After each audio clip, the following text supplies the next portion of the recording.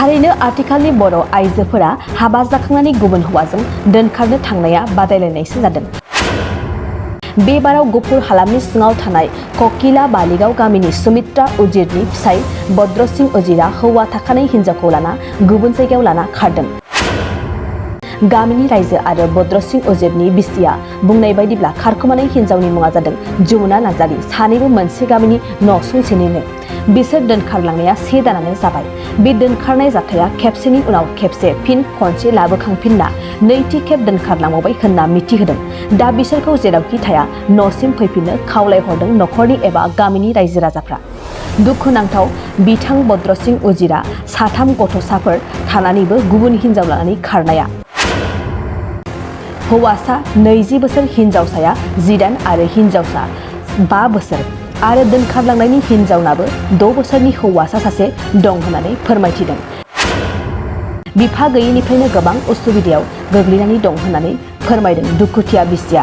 दा बिमायासो हाजिरा मावै मावै नखर खुंबोगासिनो दं होननानै दुखुयै फोरमायदों। गथ'फोरनि फरायनायखौबो रां रुफा गैयिनि थाखाय फरायसालियाव एडमिसन खालामनो मोनासै होनना बिमाया दुखुजों गाबै गाबै फोरमायो। फरायनायाव जोबोद मोजांमोन होनना फोरमायथियो।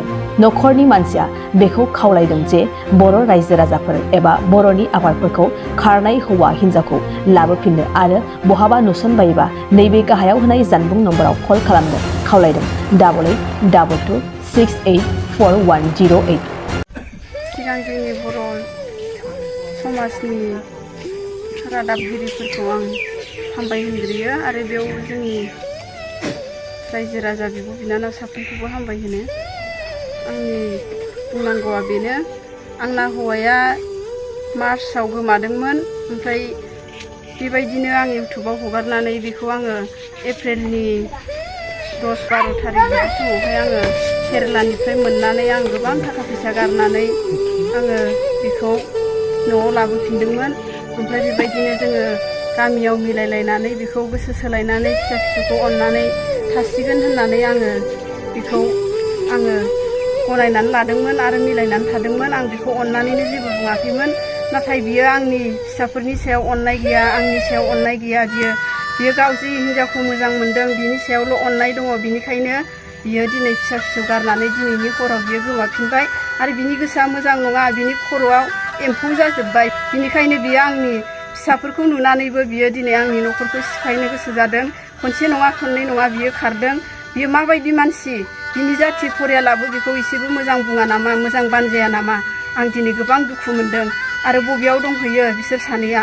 माने बिसोर सानैखौ मोनोबा जेरावखि नुवा बिसोरखौ हमनानै दोन, बिसोरखौ नांफिनगौ। आरो बिसोरो बबेयाव दंहैयो नोंसोरबो न'आव फैनो बा बे साननैनि गेजेरावनो न'आव फैफिननो हागोन आरो उनावबा बेलेगसो जागोन खोथाया। माबे राहाजों बिसोरो बोरै जगाजग जानानै खारफिनलांखो एसे फोरमायगोन नामा? खोनानाय बायदिबा दाख्लै साननैसो सिगां रायजोआव बिसार जादोंमोन। बे बिसारनि गेजेरजों माखासे एग्रिमेन्ट लिरनाय जादोंमोन। दा बेफोरखौ माबोरै नेवसिनानै खारखो आरो मा राहाजों? खोनानाय बायदिबा मबाइलबो गैयामोन बिसिनियाव। एसे फोरमायगोन ना? बिसिनि आखायाव मबाइलबो गैया। ओमफ्राय बिसोरो माने दाख्लि बिदिनो लिरनाय हिन्जावनिफ्रायबो लादोंमोन।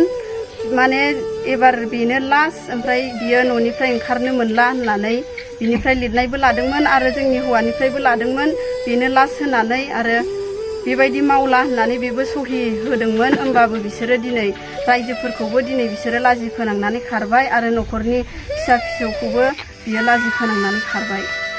बिसोरो सानैबो माने मानसि मोजां नङा, गाज्रि। बिसोरो आंनि सायाव बिराद दुखु होबाय। बिसोरो आं बिराद थाखा फैसा गारनानै बिसोरखौ नागिरदोंमोन, न'आव लाबोदोंमोन, आं खनसेखौ निमाहा होदोंमोन आरो आं मिलायनानै थासिगोन सानदोंमोन। नाथाय बिनि गोसोआ मिलायनायाव गैखायामोन। आं बेखौ अननानैसो आं लासैनो मोजां जालांगोन खोमा, लासैनो गोसो सोलायगोन खोमा फिसाफोरखौ लानानै बिदि सान। मा नाम बाबु नोंना? दैमु नार्जारी। नोंसिनि आइया बहा थांखो? खारबाय। नोंखौ अनो ना अनामोन? अना। नों आइखौ फैफिनजानो लुगैना लुगैया दायो? लुबैयो। नोंखौ मा होननानै थाङाय नोंसिनि आइया? जेबो रायलायाखै। सिरि सिरि खारखुमा लांदो। नों थाखो बेसे फरायो दायो? थाखो 4आव। थाखो 4आव। नोंसाया फन रायलायखुमाबाय थायोमोन नामा?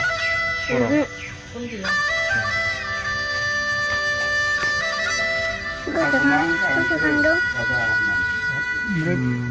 बाबाखौ थाब फैनो लुगैना लुगैयाखै नों नानि लुबैदों नों थाखो बेसे मोनखो मा मुं रानि नोंना मा मुं थाखो बेसे फरायो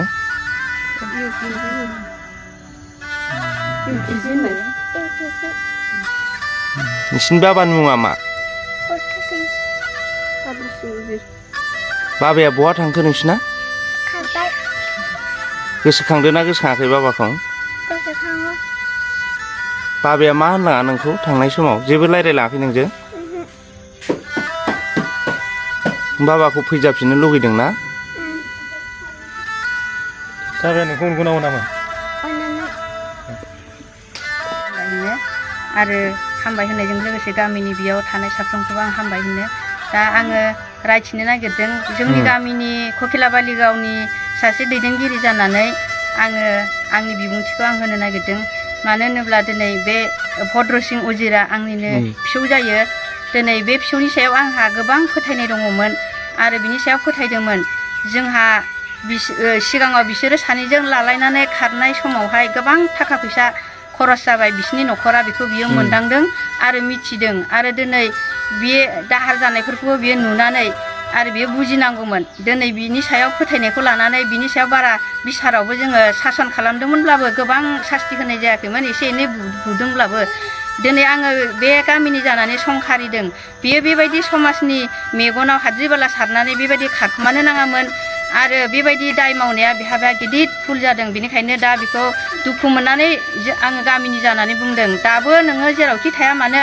नोंसोर सानैया फैफिननो नांगौ आरो जुदि बे सानसे साननै बा सप्तासेखौनो आं बुंबाय बिनि गेजेराव जुदि नोंसोर फैयाब्ला जोङो गिदिरथार जोङो माबा मोनसे खायदा खालामनानैबाबो नोंसोरखौ बरनगोन आरो जाय जनखौ जोङो बरननो होगोन बिथांमोनखौ नोंसोरो मिथिनाय नङा जों खायदाजों मावगोन जोंनि बायदि बुद्धिया नोंसोरनाव गैबावासो नोंसोरो गिनांगौ जोंनि मावनाय खामानिफोरखौ बेनिखायनो नोंसोरो गोख्रैनो हायोबा फैफिनदो आरो फैफिनाब्लाबो जोङो दानो नोंसोरनि सिगाङाव बुंबाय जेन जोङो एक्सनखौ लागोन आरो माबायदि बुद्धिजों एक्सन लानानै नोंसोरखौ बेयाव लाबोगोन सास्ति होगोन नोंसोर फैयाब्ला बेखौ नोंसोरो बुजिनानै लाखा आरो गोबां मानसिफोरानो जोंजों लोगो दोङो आरो बिसोरो जोंखौ बुंफोरदों जेन बिसोरखौ माबायदि खायदाजों बरननो हागोन जोंजों हेफाजाबाव गोबां दं नाथाय नोंसोर बेफोरखौ मिथिनाय नङा दिनै बे न'खराव गथ' गथाय दङ फोरोंनाय गोबां थगायनायजों थांदों बियो बे न'खरखौ गारनानै आरो आंबो बिखौ खबर लाबाय थायोमोन बियो बुङोमोन आरो मोजां जाबाय होननानै आरो हिन्जावजों गोरोबदों होननानै खोनानायखाय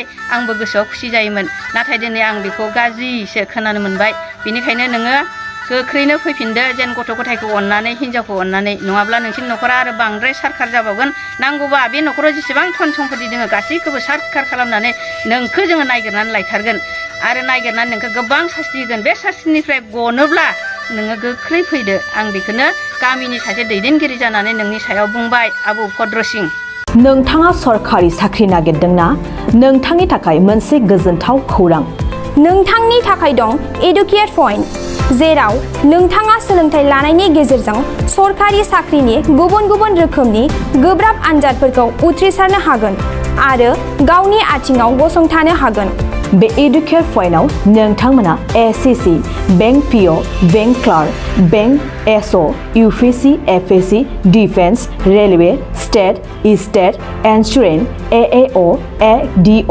एसिस्टेन्टजों लोगोसे स्टेट लेभेल जब आरो माखासे सरखारि साख्रिनि आनजादाव गोनांथि जानाय आयदाफोराव सोलोंथाइ लानो हागोन मख'नो गोनांदि बे सोलोंसालियाव साख्रिनिल' नङा बेयाव MBA आरो सैनिक स्कुल बायदियाव एडमिशननि थाखाय एन्ट्रेन्स होनो थाखायबो सोलोंथाइ लानो हागोन बे सोलोंसालियाव गाहाम थाखो खथानि सुबिदा दं आरो सम मथे नोंथांनि सोलोंथाइखौ बे सोलोंसालियाव होनाय जागोन बेखौबो मिथिनांगोन दि बे एडुकेट पइन्टआव सोलोंथाइ लानानै बावैसो 2021-22 इं मायथाइनि एसएससि जिडिनि आनजादाव गासै 11 सा सोलोंसाफोरा उथ्रिसारनो हादों बारा नङा गासै 15,000 रांजोंनो नोंथाङा बे सोलोंसालियाव 6 दानसिम सोलोंथाइखौ लानो हागोन बे सोलोंसालिया क'क्राझार बरपेटा रड गवालपारा आरो बङाइगावआवबो दं क'क्राझाराव सोलोंथाइ लानो गोसो गुदुं जानाय सुबुंफोरा